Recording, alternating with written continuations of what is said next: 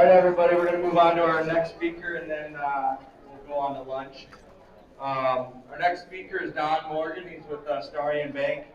He is a Wyoming native who came to Starion Bank in 2012 as a Vice President of Credit Administrations. He was promoted to President in 2020 and is now in 2022 serves as Starion Chief Executive Officer. Under Morgan's leadership, Starion Bank has become the most trusted authority in holistic and regenerative agricultural financing. The bank offers tailored products and services to match the needs of all producers, whether they are traditional, in transition to regenerative, or already established in regenerative production. Morgan is a certified public accountant with a bachelor's in financing and accounting from the University of Wyoming and a master's in accounting from the University of Phoenix. He enjoys serving on boards of local community groups, is active in youth sports organizations, and is a leader voice in holistic and regenerative agriculture. Thank you, Don. Thank you. Well, good morning, everybody. I was listening to the prior speaker in the back of the room there. Can you hear me okay? And realized a couple things. One, my daughter, Shada, who is 8 years old and the princess of the household, I'm glad she wasn't here. Do you know how Menards, they like to put out things early? Like right now, they're putting out stuff for 4th of July, right? And as soon as St. Patty's Day is over, they're going to be putting out Halloween decorations for the upcoming year, right? After July 4th, they're putting up Christmas. Well, my daughter should be their manager because she likes to, the upcoming holidays, she's all about like, hey, I'm super excited about it. And what holiday is coming up? Easter, right? So I'm glad she wasn't here because if she would have saw Mr. Easter Bunny getting shot over and over with the blood spatter, I think she'd have stood up and said something even at 8 years old. Plus, she's just strong enough willed that she would stand up in a room like this and say something. The other thing I realized is that I have been doing it wrong entirely in terms of gardening and lawn management. In fact, the only year I had a successful garden, my wife and I, was the year we forgot about it, left it alone, and came back about 3 months later, and holy crap, it was growing. So that's my gardening philosophy. So really good to see everybody. 2 years of COVID, where we haven't got to see each other in person. I've been doing a few of these now, and it's wonderful to get back in a room with human beings and interact. I don't know about you, but I'm about sick to death of Zoom all day, for sure. So it's just great to see everybody. So Starion Legacy Agriculture.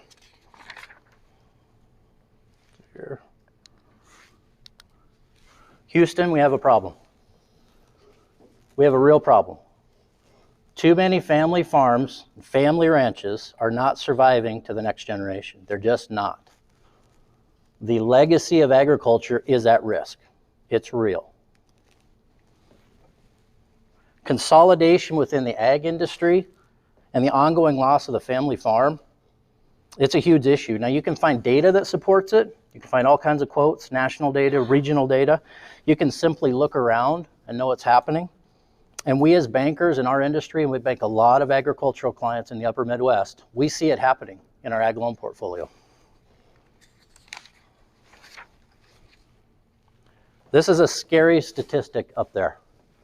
30% survive to the second, 12% to the third, and 3%, only 3% make it past 4 generations. Now, I always like to ask myself when I come across data like this, right? 3 things. My BS detector as a banker. I have to have a big BS detector. Can I say bullshit? My bullshit detector, okay? As a banker, I hear a lot of good stories, a lot of good ideas. You got to parse through it. All of us bankers do, whether we like to or not. So I always ask myself, okay, what's the data show, right? What do I and my friends and my colleagues see around us? And then what do I have in my own personal experience to relate to all that to say, is that true or not? And when I consider having banked for 20 years, from North Dakota to Texas, and a tremendous amount of ag clients in that banking career, I've served hundreds of thousands of ag clients. Not hundreds of thousands, hundreds up to thousands, sorry. I've personally grew up in ranching. I'm still involved in ranching to a certain extent. At the end of the day, when I consider the data, what I see around me in the industry and also my own personal experience, absolutely this is true. This is a problem.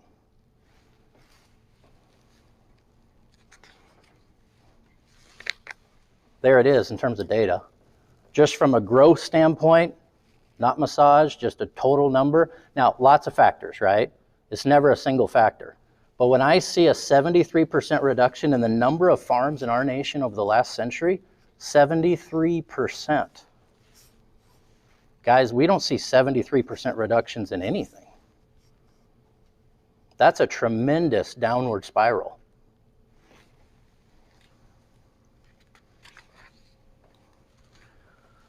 So, as I was so eloquently introduced, and I appreciate that, I'm Don Morgan, I'm a CPA, I'm the CEO of Starion Bank.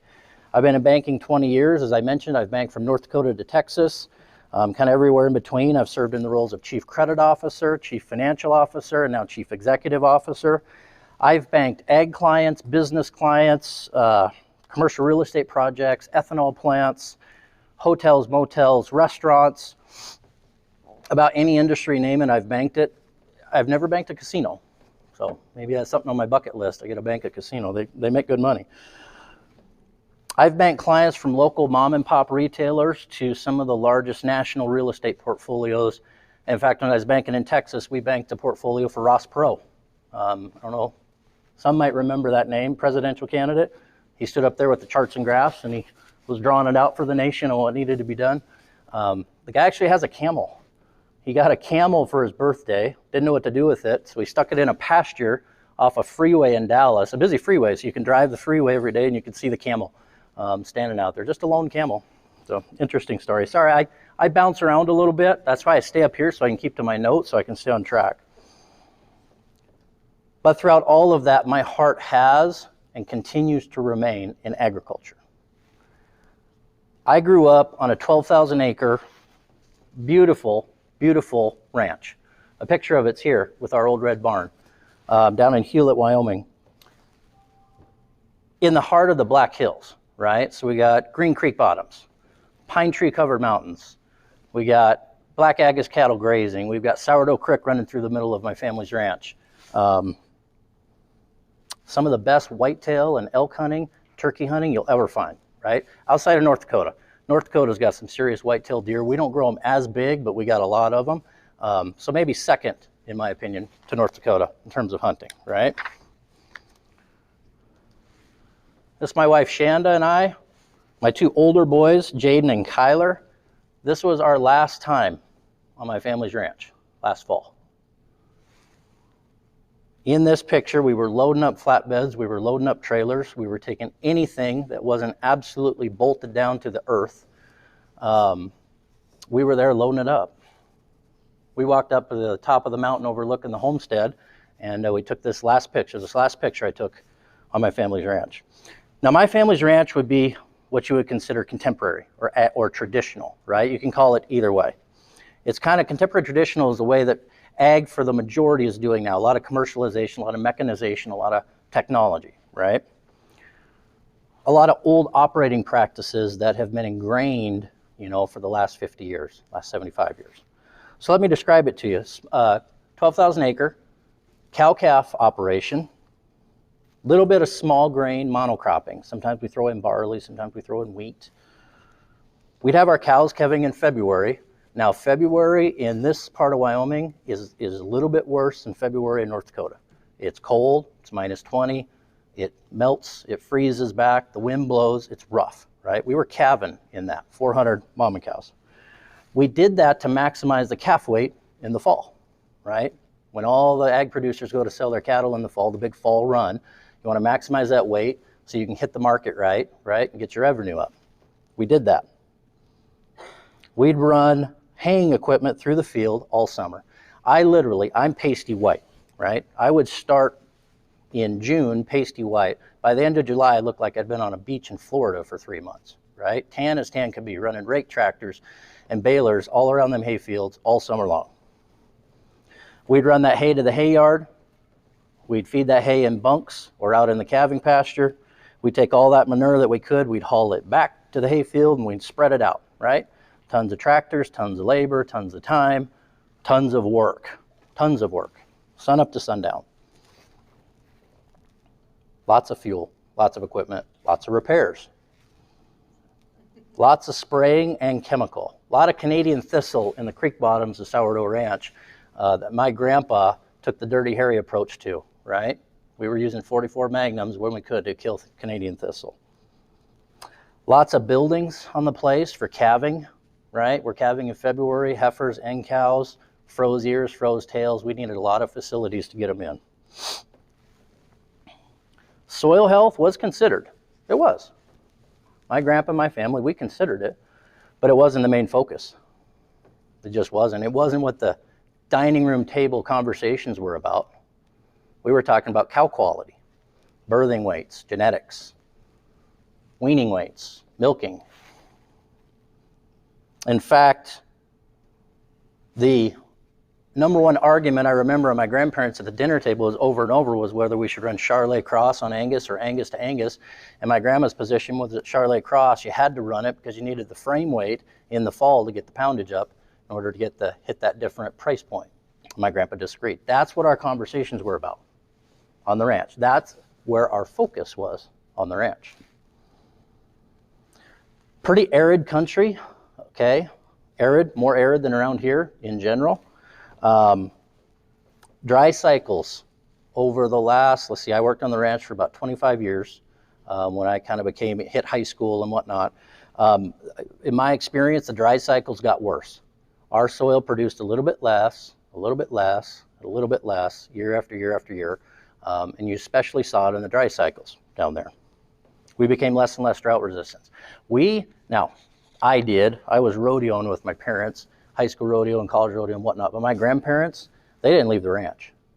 They worked sun up to sundown, 7 days a week, 52 weeks a year. That's what they did. I think they went to a racehorse race one time in New Mexico. That was about the extent of their trip, and a couple times to the National Finals Rodeo in Las Vegas, and that was it, guys. They were working. Over the decades, the margins inevitably tightened here. It supported my grandparents well, one family. It did. There was little interest from the next generation, which would be my mother and her sisters, 4 of them combined. And the operation at the end of the day could support my grandparents well, but there's no way, with the way it was running, it could support more than one family. Couldn't support 2 to 3 to 4, right? Now, incredible work here was done when we talk estate planning and succession and the family farms going away, right? Succession planning is a huge part of that. There's 2 buckets in this succession planning. There's the estate side, which is the legal structure, the tax consequences, the CPAs and lawyers, right? You got to figure that out. Got to figure out the structure, right? But the more important side is the business succession side, okay? That side where you're figuring out your strategies and you're figuring out who's going to do what, and you're getting people aligned to a common goal, and you're deciding who's going to manage and what it's going to accomplish and what it's going to look like down the road. In my family's ranch, the Sourdough, incredible work was done on the estate side. It literally went from where half of the ranch was going to need to be sold to pay the federal government death taxes to where not an acre had to be sold to pay the death taxes after my grandparents died, and it passed to my mother and her sisters. Incredible, incredible work. I can't even describe it. However, the business side, the family dynamic side, all of that side of it, that critically important piece, it was not addressed from a proactive standpoint. It just simply wasn't.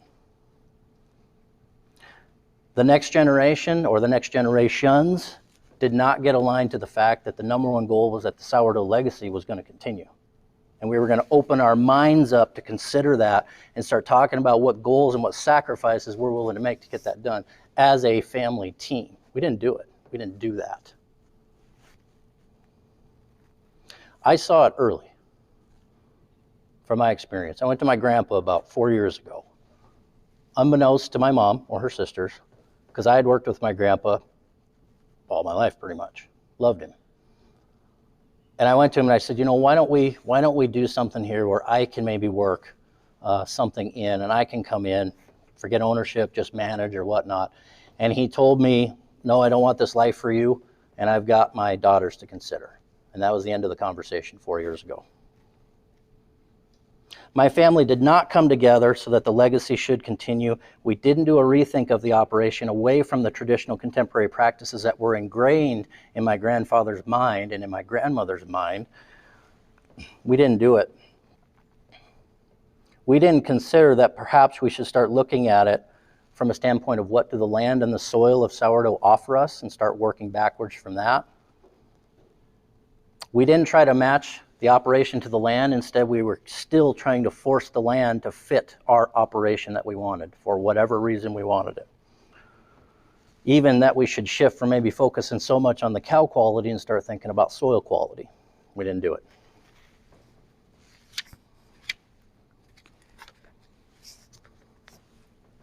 I'm a big hunter, as you can tell. I tried for elk on my family's ranch for 25 years. Now, elk are around the ranch in the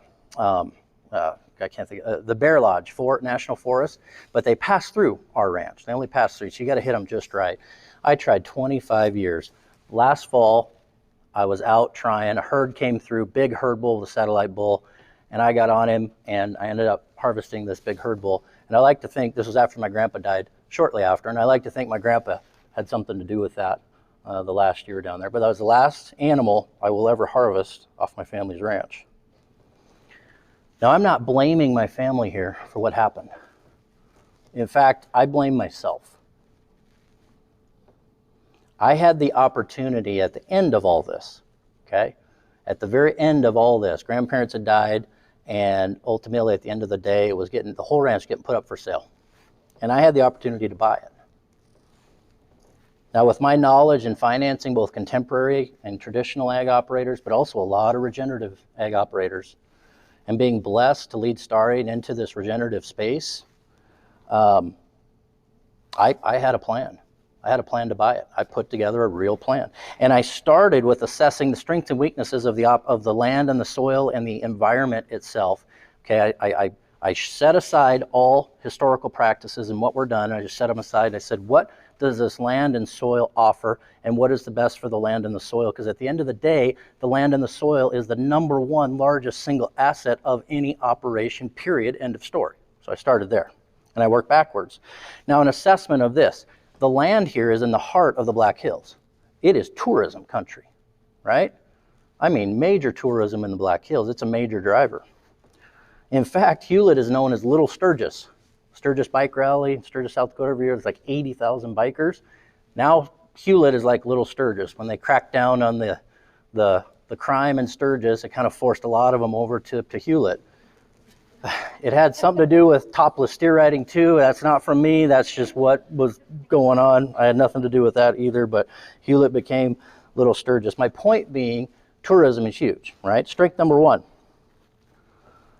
Strength #2, actually a bit of a weakness, but one to be recognized, is this is an arid environment, right? This is not North Dakota Red River Valley growing 200 bushel corn per acre. This isn't what this is. This is arid country.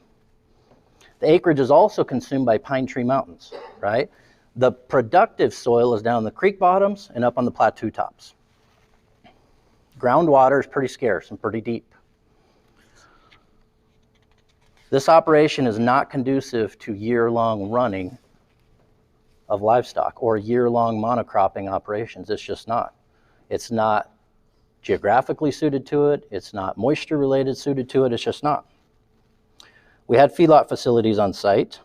So really, my family running it for 50, or actually it was homestead in the early 1900s for 100 years.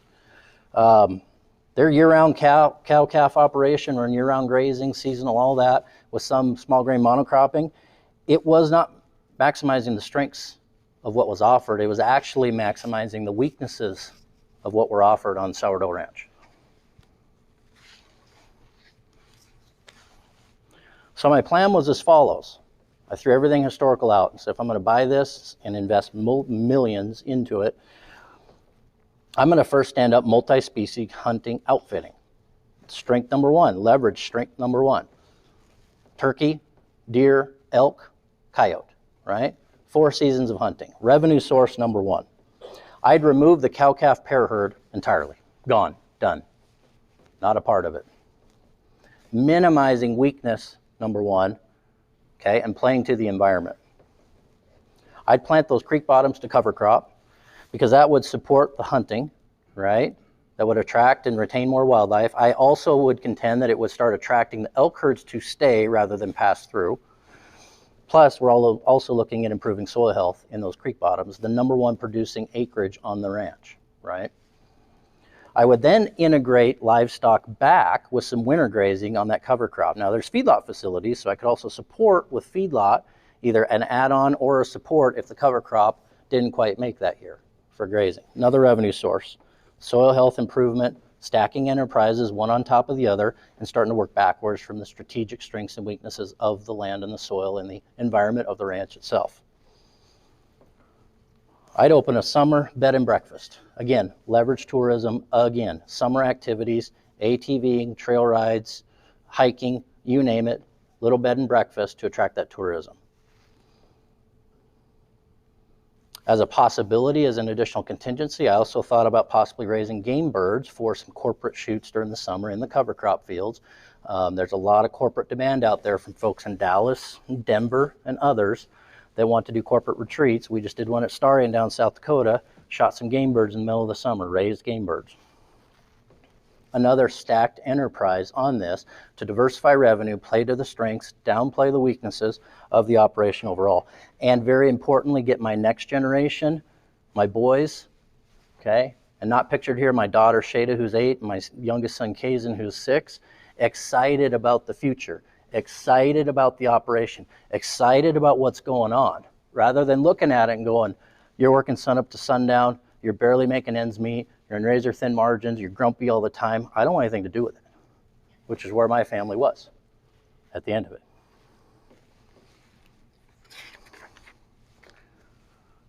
It was a great plan. It was a great plan.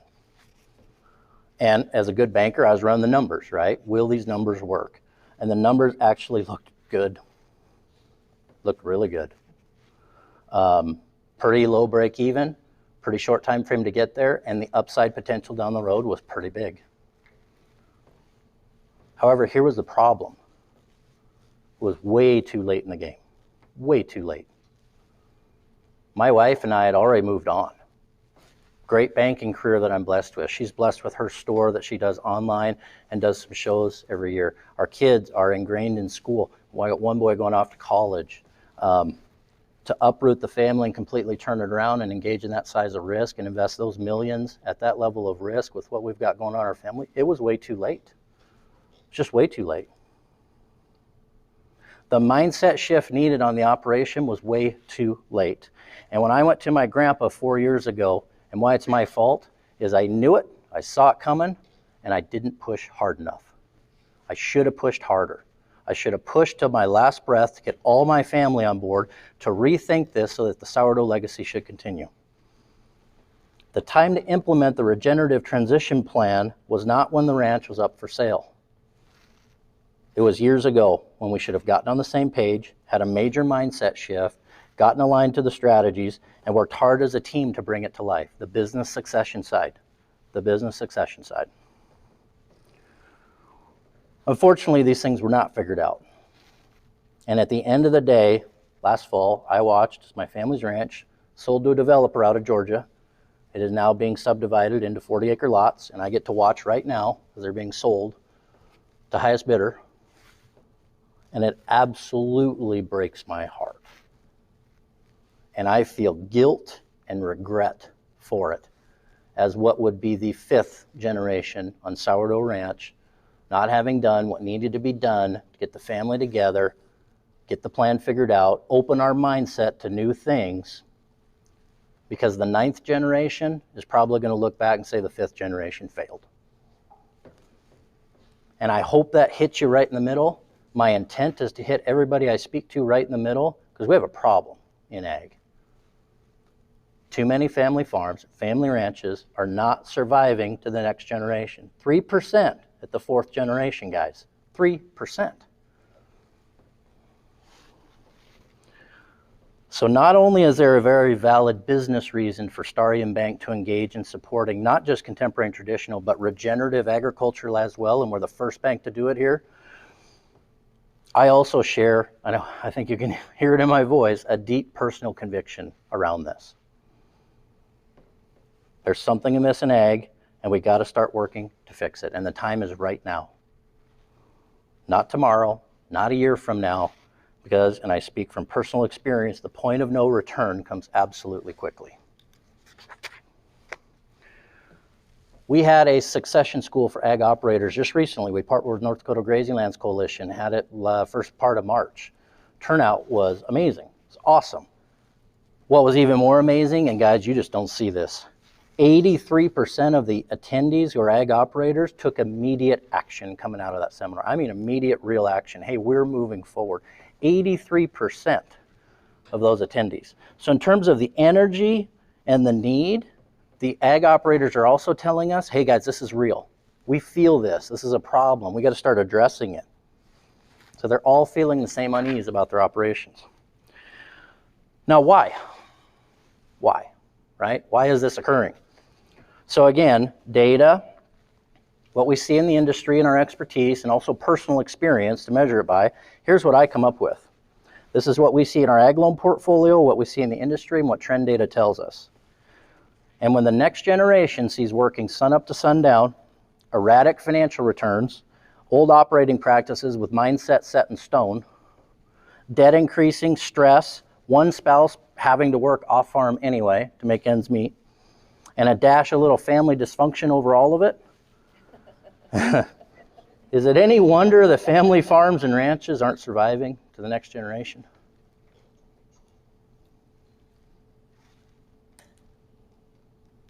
That legacy is at risk. And by the way, my family barely speaks to each other today, most of them. In fact, I had 2 aunts that threw hammers at each other across the fence line. So this stuff is real. So it's interesting. So we're down this road, right? We're standing up as the first bank to really honestly support regenerative ag with concrete steps. And part of that is putting on schools, and I'll get to that in a little bit, but what's so telling, the first part of the schools, and I wish Josh Dukart was here because he's a master at this, but we'll have all our ag operators in a room. And we did it with ag bankers too, but ag operators. And we'll have them first give them a red marker. And we'll say, all right, I want you to spend 15 minutes, write out all the challenges you face. Guys, it's a feeding frenzy, okay? Right? You can write, these groups will write challenges. They'll write off the page in the margins, right? It's like going to a Cenex on a Monday morning, grab a cup of coffee, sitting down with all the old guys. You will hear challenges.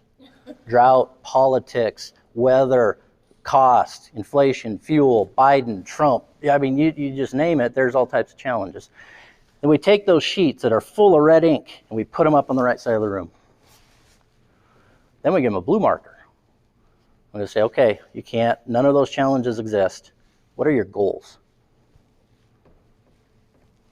It is like pulling teeth. We can barely get 5 out of a group of 40. 5 goals.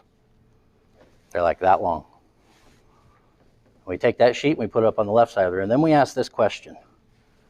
Are you reacting to challenges and focused on the challenges that come? And believe me, there's plenty. We got them all listed.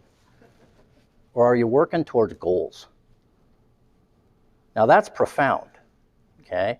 You want to boil down regenerative agriculture to one thing, it's a mindset shift. It's that main operator, it's my grandpa opening his mind and going, you know what? I've had a good life, this is okay, but there are things that I don't like happening. I'm willing to step back, open my mind, rethink it, okay? Everything is on the table, it's a mindset shift.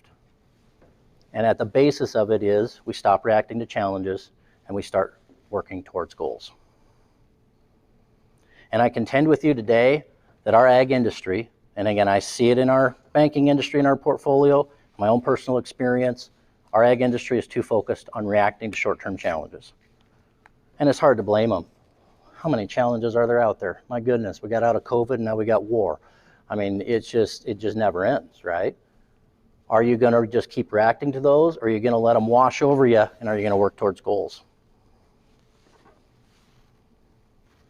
And in terms of the financial viability and sustainability of our contemporary traditional ag producers today, I got some hard truths that we don't like to talk about, okay? First one, they're not surviving without off-farm income. In general, some are doing well.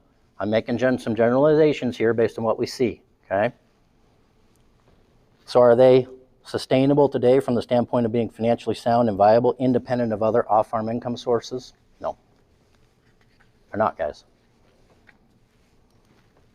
And I'll tell you something here that we don't like to talk about as bankers, but I'll talk about it with you. Over the last 10 years, for sure, probably over the last 20, we as a banking industry, we have been kicking the debt can down the road in a big, big way.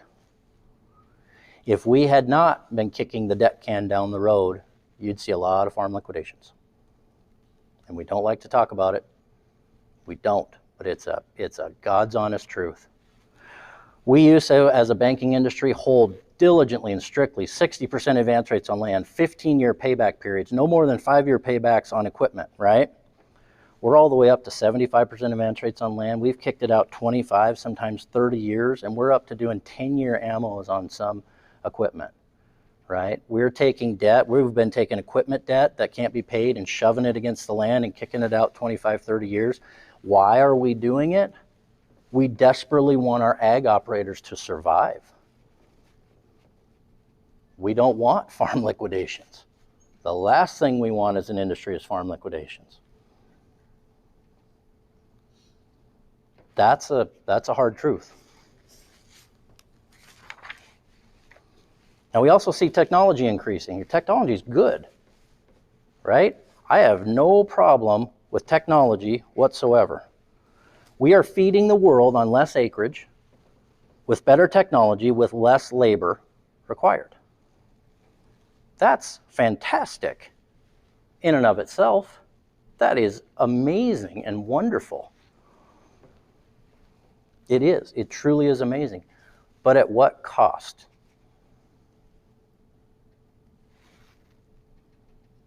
Then why are family farms and ranches dying out? Why? If it's so good, why the consolidation? Why does the next generation not want anything to do with it in general? 3% survived the 4th generation.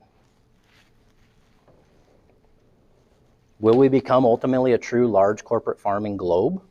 It's the way we're headed. And what's happening to our soil?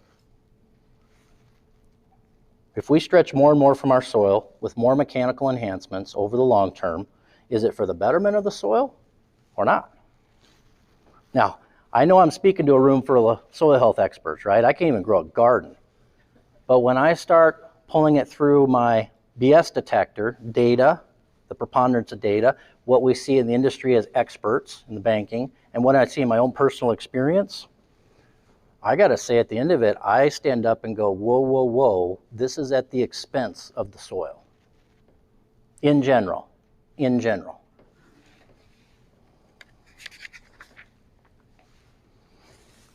You guys, like I said, are much better experts than me in soil. But my own research, and I'm a total layman, indicates that we have a problem with soil degradation as a nation. We have a problem with soil loss. We have a problem with soil productivity. We have a problem with soil erosion. We have a problem with overall soil health. Do I see it around me? Is it real? I answer yes.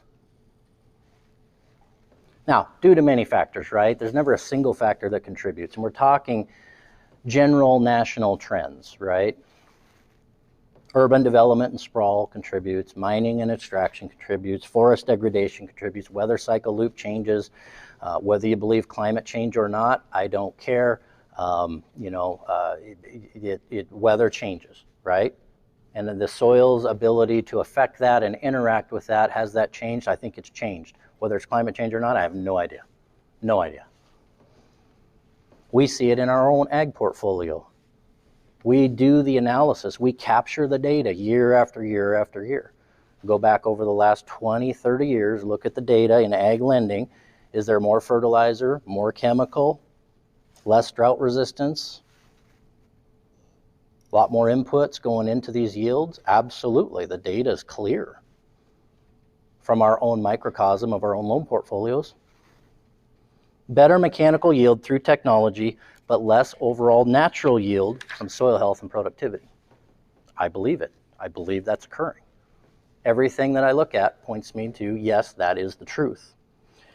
So more mechanical enhancements to produce more, over-reliance on old and outdated operating practices with higher input costs, more expensive equipment, thinner margins, more stress, worse quality of life, less generational interest, less soil health and natural productivity. The problem. Did I do an okay job identifying the problem? Hit you right in the middle, but the sun rises on a new day. It does. There's an absolute, and we're single mindset shifts away from turning it around. We absolutely are. I believe it in my heart and my soul. Regenerative agriculture. You can find lots of different definitions. I love this one. It's a holistic approach, looking at it from the whole. It's a consideration of the interconnection of everything that affect the operation. The farming systems and the ecological system. What relies on what drives what's important, what are the strengths, what are the weaknesses, how do I start looking at that as a whole and open in my mind? And a way to work with the world's natural systems rather than against them. It's essentially, in a nutshell, going back 100 years and starting to revive some forgotten practices.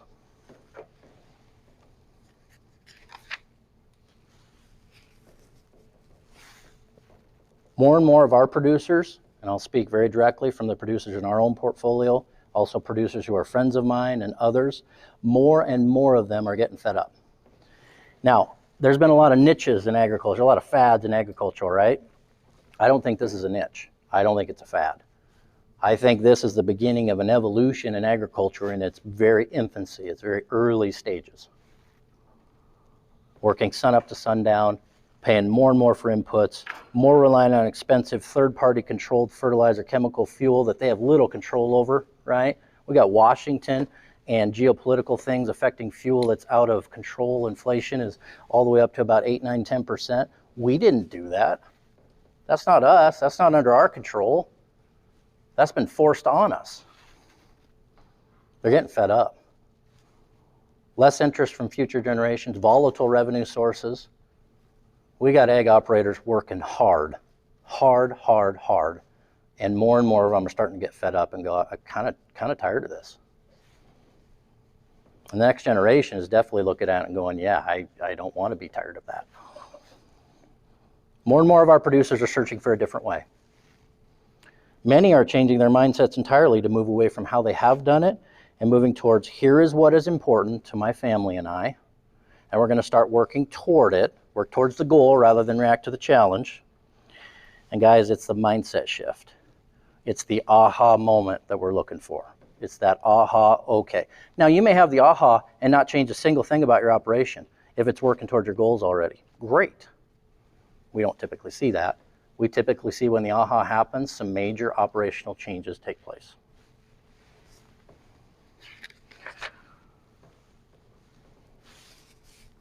I want to tell you a quick story here.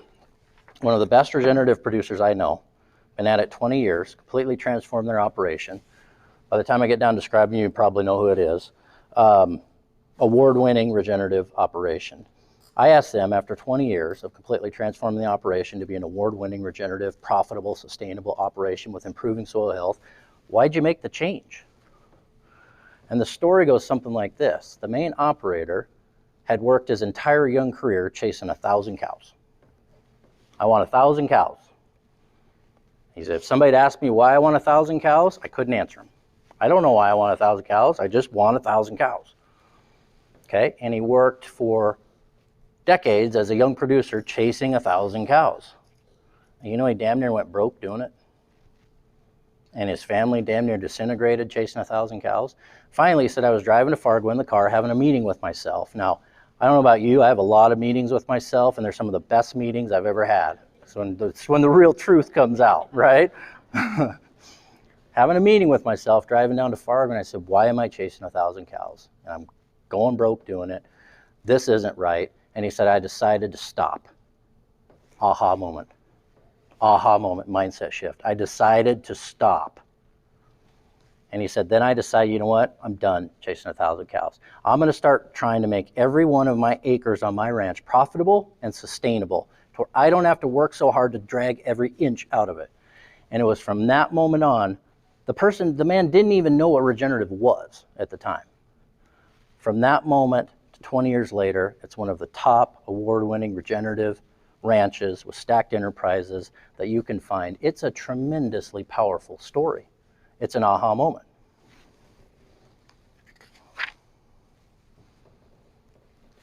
Now, some practices we see that guys who have that aha moment, that they integrate, right? And I'm going to state this, and my next slide also drives it home. Regenerative is not about a new set of way to do it that's going to solve all problems. That is not what it is. It's a mindset shift. It's a aha going, I got to start working towards goals. It may mean I change nothing about my operation. It may mean I change it entirely. The sourdough ranch story was a complete overhaul, as you know, because I walked you through it in detail, what the plan was going to be, and the plan would have worked. We see moving calving dates.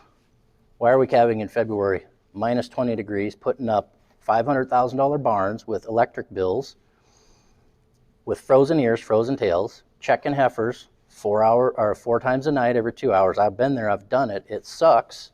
There's no fun in checking heifers at night, okay? There's just not. We all know it. Why are we doing that? Well, we're doing it to hit the market, right? If we can. Why are we trying to hit the market? We're letting the market dictate our actions, dictate to us. Why don't we start dictating what our goals are and working towards it?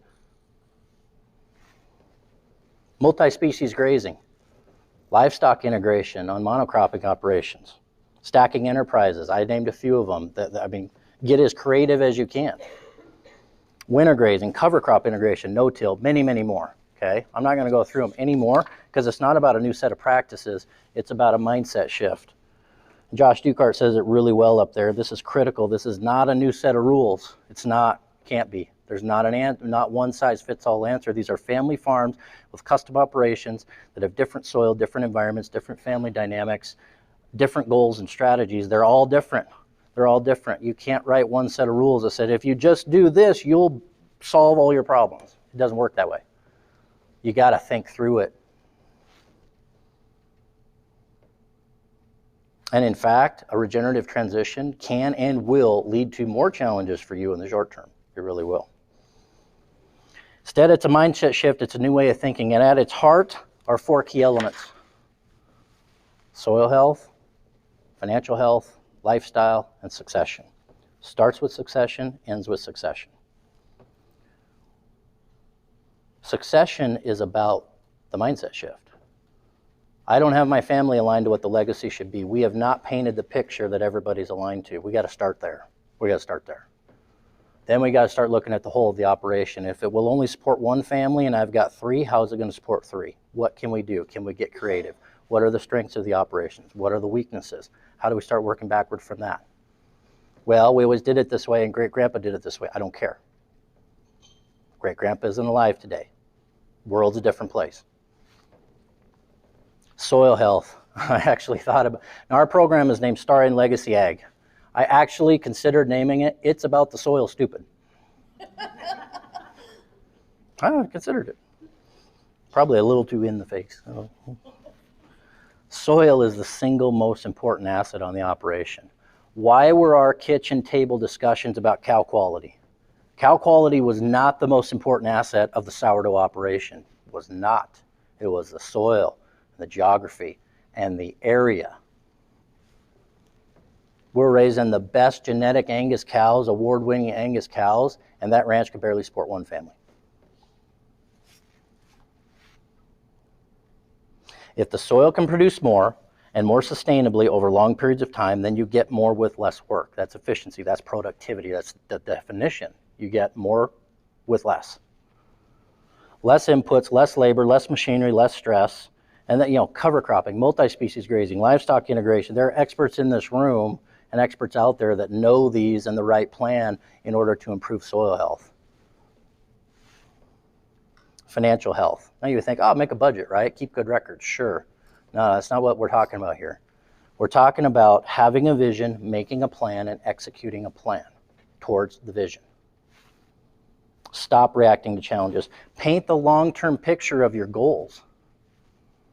Write it out. What do you want it to look like? What does your family want it to look like? Describe it to me. Do you believe it? If you do, make me believe it. And when you make me believe it, you're getting somewhere. Lifestyle. What quality of life do you want in your operation? What do you and your family aspire to? You want to feed all winter, 2 times a day? Spend all that fuel in repair? You want to calve 180 heifers in February, -20 in a windstorm, blizzard? Frozen ears? You want to run hay equipment all summer? You want to haul all that hay to the lot? You want to feed it all winter? You want to haul all that manure in the fall back to the field and spread it out just so you can start winter feeding again? Is that your quality of life you want? If it is, great. If that fits you working towards your goals, great and wonderful. And it's working for you and you got your next generation coming and that's what you want, wonderful. If it's not, let's stop and pause and step back and at least go through the exercise of rethinking. And again, we started with succession at the end of succession because you got to have all these pieces in place in order to successfully pass on your legacy, your ranch, your farm to that next generation. We only see 3% passing on to the 4th. And right now, farms and ranches that were homesteaded in the late 1800s, the early 1900s, most, right? A lot. Guys, we're in the 5th and 6th generation. That's probably going to be like 1% or a 0.5%.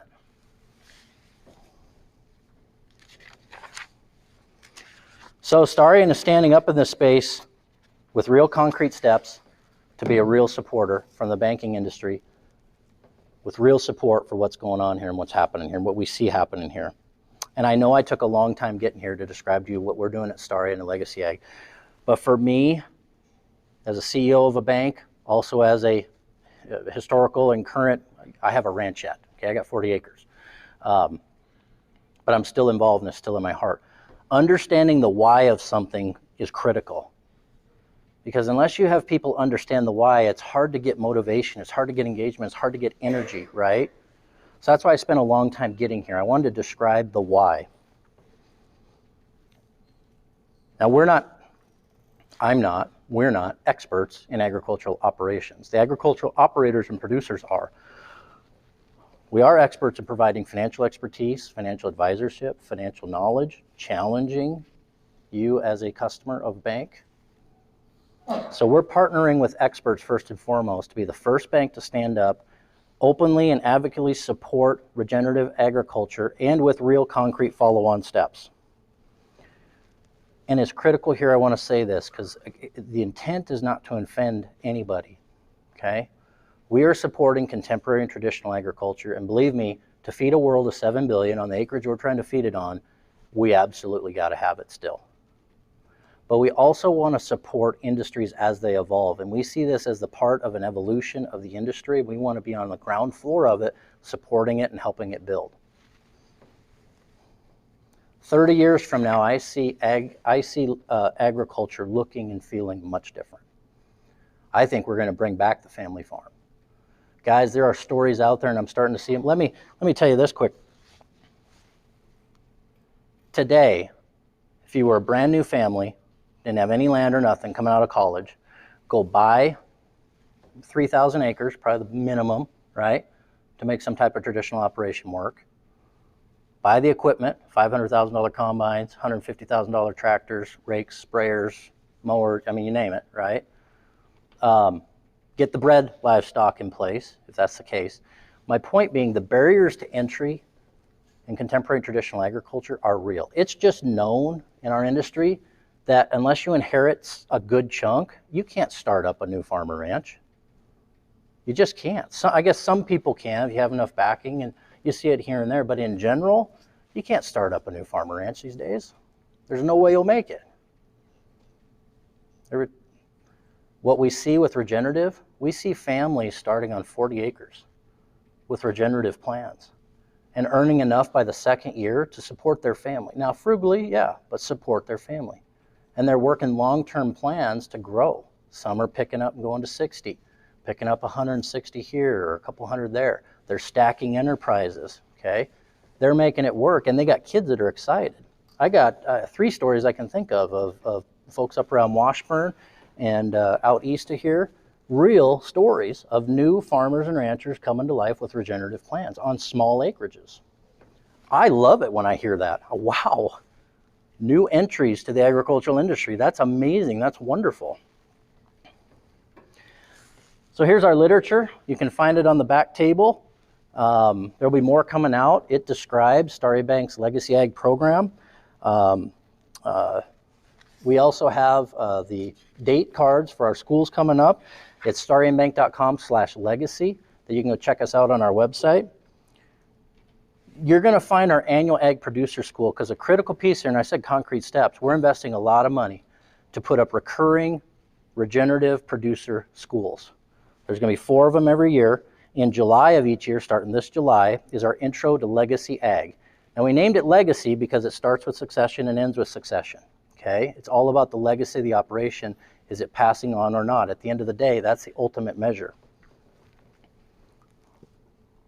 For those producers who are new or existing, already in operation, who want to begin or start a transition to a regenerative plan, we're trying to get them to these schools to help them, to provide resources to them, to provide partners for them to engage with, consultants and mentors, challenge them in your face, hit you in the gut with some tough questions, just like I'm doing right now, and tear them out, identify them. Because when we identify them, we can start banking them better. Tier 1, Tier 2, Tier 3.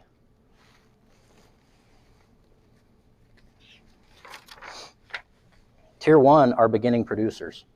Now, there are some beginning farmer loan programs out there, right? Bank of North Dakota has some, USDA has some. I have a little bit of a problem with them. They need to do more. Banks like us, we don't really have beginning farmer programs because we know beginning farming doesn't really work under traditional auspices. With regenerative at Starion Bank, we believe it works. With a real regenerative plan, you can, and we'll help you develop it. You come to us with a 3-year plan. We're going to bank you right from the beginning as a beginning producer. First bank to do it that I know of. All of our tiers hinge on the mindset shift in totality. That is critical at our schools. When I speak, when our partners speak, we're looking for that mindset shift and that first step of working towards strategies and goals rather than reacting to challenges.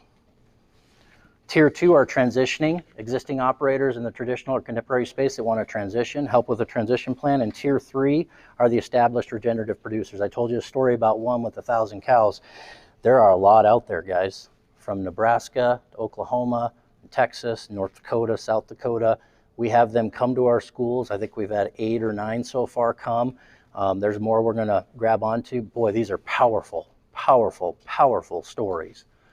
Real stories, kind of like the one I told you about my own family's ranch. We have operators opening up, giving us a peek behind the curtain as to what's really happened in their operation and how they turn their lives around, turn their family around. Depending on the tier identification, we are offering loan packages. So we're investing a lot of money, several hundreds of thousands per year to put on these schools. We are opening up our credit risk profile, taking on new producers under regenerative plans. We are also considering, we're the first to do it, like things like cover crops as a long-term collateral source, not just a short-term annual. We're offering lines of credit that match up to stacked enterprise repayment dates rather than just annual. We're offering, for those with a real mindset shift, we're offering higher advance rates on land. The industry's doing 75, we'll go up to 80.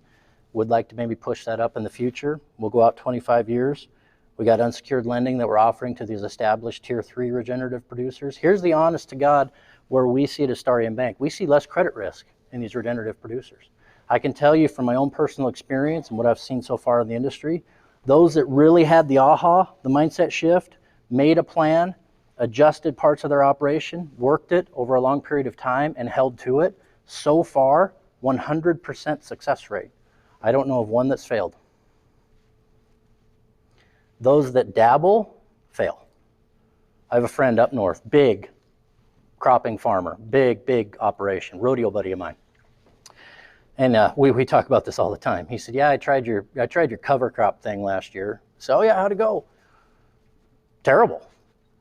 All it did was take money I didn't have cash crop to sell. It was horrible. And, okay, we got to talk more, okay? If you're going to dabble in it here and there, that's not what we're talking about, because that's not working towards a long-term goal. Okay, soil health improves slowly, deteriorates slowly, improves slowly. This is a long-term play. This is a long-term shift, so that's critical. Also, we're investing in the expertise of our bankers. We've had them at one school. Every year they're coming to more and more schools. We believe in having as best expert bankers as we can in all the types of business that we finance. I've got a lot of great bankers and credit analysts that are real experts in contemporary and traditional agriculture. Man, they can underwrite an operation that's monocropping or season-long grazing with a single source, and man, they can tell you, hey, this is where you need to tweak, this is where you need to hold, this is where you need to, this is the type of credit risk. We are trying to make them experts in the regenerative space as well. So we're investing a lot of money in making sure our bankers are experts, because we believe in putting experts right next to our clients. By the way, that's my daughter right there, Shada. That was at our banker school last fall. We're even taking them out and showing them. Jay Furr was helping us, showing us soil examples and trying to teach us bankers just what the hell soil health really is and isn't. So Jay does a great job at it. And last, we are engaging and continuing to look for engagement with partners in this space. There's some of them up there. We don't have all these established yet, guys. We're in our infancy. We're just standing up right now with this. But in my vision, and as we move forward, all these agencies, we're going to be bolting on together and continuing to evolve and form partnerships that are going to help this space evolve and continue to grow in the agricultural industry. So Starion Legacy Ag, and I want to end with this. This is brand new for us as a bank. We're stepping out ahead of our skis here. We really are. We're over our ski tips, but that's okay. With that means we don't have it all figured out.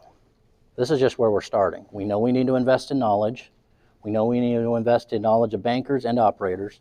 We know we need to help support with capital in terms of loans. We know we need partnerships and expertise in this area. And we know this is a long-term play for us. I am sure we're going to amend our program. We're going to continue to try to grow it. And we're going to grow overall Starion Legacy Ag. And I'm sure we don't have it right now. You never do the first time. But I'll tell you, as CEO of Starion, we're committed to it. We are absolutely 100% committed to it.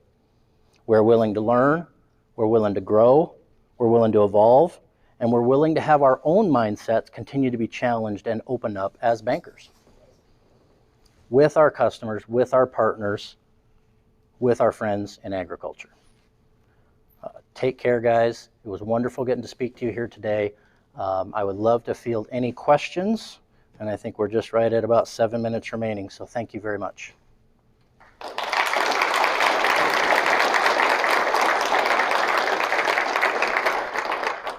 Any questions? Yeah. So what as soil conservation districts can we do to help Starion Bank with this regenerative ag rollout? Great question. Step number one is here, and it kind of starts right here. Hey, this is what Starion Bank's doing. Take some of our literature. I would encourage you to please promote us as you're out and about and you're working in the agriculture space or other soil conservation district space, and you hear something that comes up. Please promote our legacy producer schools. We want to get producers from across the state to them. They may come and say, not for me. Great, at least you came. So number one is that. Number two is please challenge us. We're early on. We don't know what we don't know. Please say, hey, you're not doing enough here. You guys should really get in this space.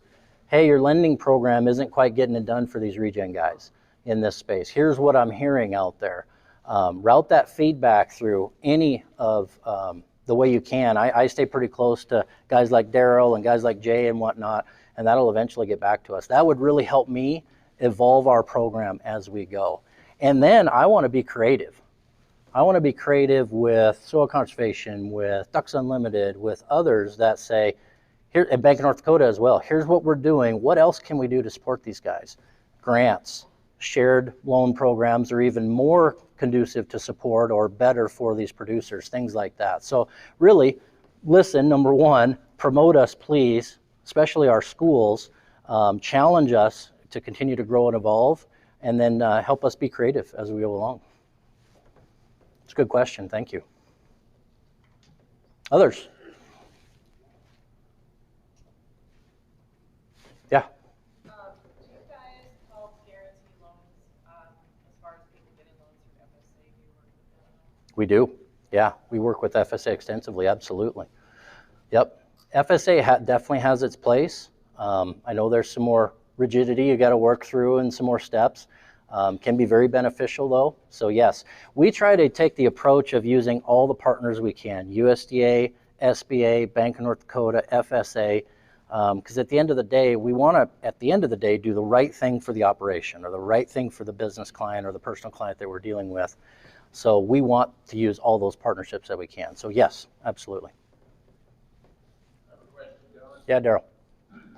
As you see yourself moving forward, Starion itself, do you think other lending institutions, entities, you think that they'll follow your lead? I mean, obviously, it's great to be the first, but I think you realize too that it would be great if there were others doing it. You want to talk about that a little bit? Absolutely, great question. Two things. Bankers always follow and not lead, right? So yes, absolutely. Two, I hope they do. The banking industry needs to get up to speed here. The banking industry we're pretty set in our ways too. Ag renewal seasons, December to April, you come in, you get your numbers, we look, can you pay it off? Yep, okay, what's your CapEx? Okay, we'll renew you for the next year. Okay. Now, I joke a little bit because we got some good ag bankers that are having great conversations with ag clients in terms of what working, what not working, where do we need to tweak, right? That is good and going on. But we as an industry, we need to be a little more open in our mindsets and a little more creative and a little more leading edge in supporting this, because I do see it as not a niche. I do see it as a long-term evolution.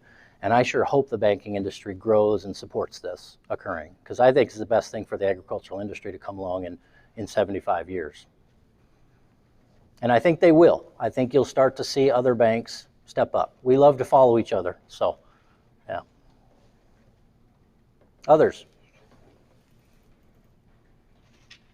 Do you have to be a customer of Starion Bank to attend the legacy producer schools? Absolutely not.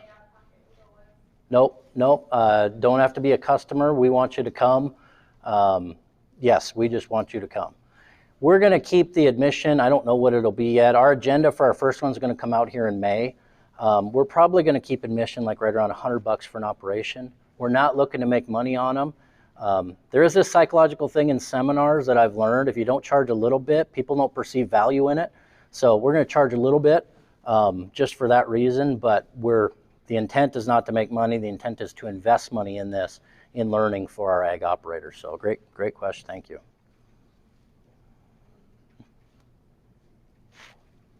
Okay, thank you, everybody.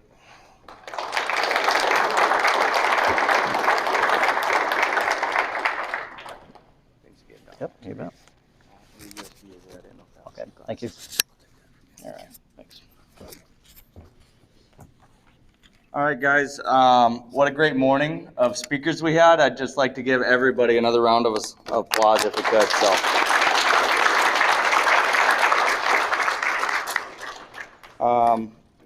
we're gonna start. So I'll go.